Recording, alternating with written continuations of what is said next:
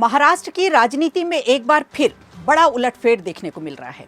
Shiv Sena UBT को ऐसा झटका लगा है जिसका असर सिर्फ पार्टी की ताकत पर नहीं बल्कि संसद में उसकी पहचान पर भी पड़ सकता है।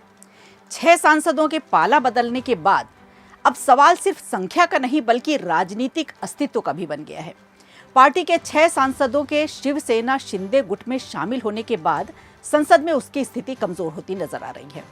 अगर इस घटनाक्रम को लोकसभा अध्यक्ष की औपचारिक मंजूरी मिल जाती है तो शिवसेना यूबीटी के पास लोकसभा में केवल 4 सांसद ही बचेंगे। ऐसे में पार्टी को संसद भवन परिसर में मिला कार्यालय भी गंवाना पड़ सकता है। दरअसल सामान्य तौर पर संसद में वही दल कार्यालय पाने के पात्र होते हैं जिनके पास कम से कम 5 सांसद हो। अभी शिवसेना यूबीटी का संसदीय कार्यालय संविधान सदन यानी पुराने संसद भवन के रूम नंबर 128A में स्थित है, लेकिन सांसदों की संख्या घटने के बाद इस कार्यालय पर संकट के बादल मंडराने लगे हैं। सिर्फ कार्यालय ही नहीं बल्कि महत्वपूर्ण मुद्दों पर होने वाली सर्वदलीय बैठकों में भी पार्टी की भागीदारी प्रभावित हो सकती है।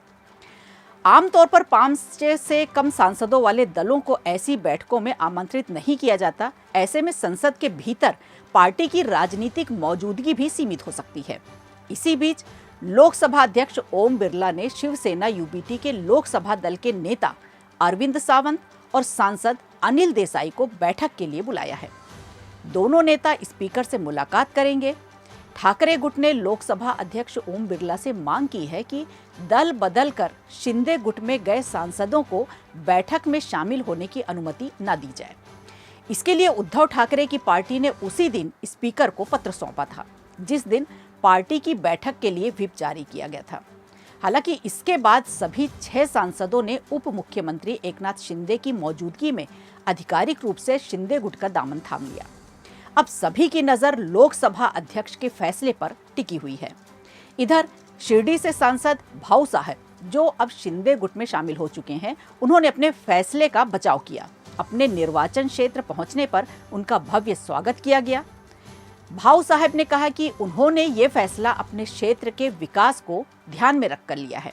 उनके मुताबिक ज्यादातर लोग उनके फैसले से खुश हैं और कार्यकर्ताओं में उत्साह देखने को मिल रहा है। उन्होंने ये भी कहा कि वे लगातार अपने क्षेत्र का दौरा करेंगे और जनता के बीच रहेंगे। गौरतलब है कि इससे पहले ठाकरे गुट के कुछ नेताओं और कार्यकर्ताओं ने चेतावनी दी थी कि उन्हें अपने क्षेत्र में प्रवेश नहीं करने दिया जाएगा। फिलहाल महाराष्ट्र की राजनीति में ये घटनाक्रम नई बहस को जन्म दे रहा है।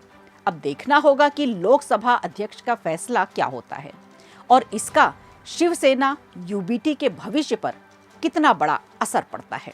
वीडियो अच्छा लगा हो तो लाइक कीजिए, शेयर कीजिए और कमेंट बॉक्स में हमें जरूर बताइए।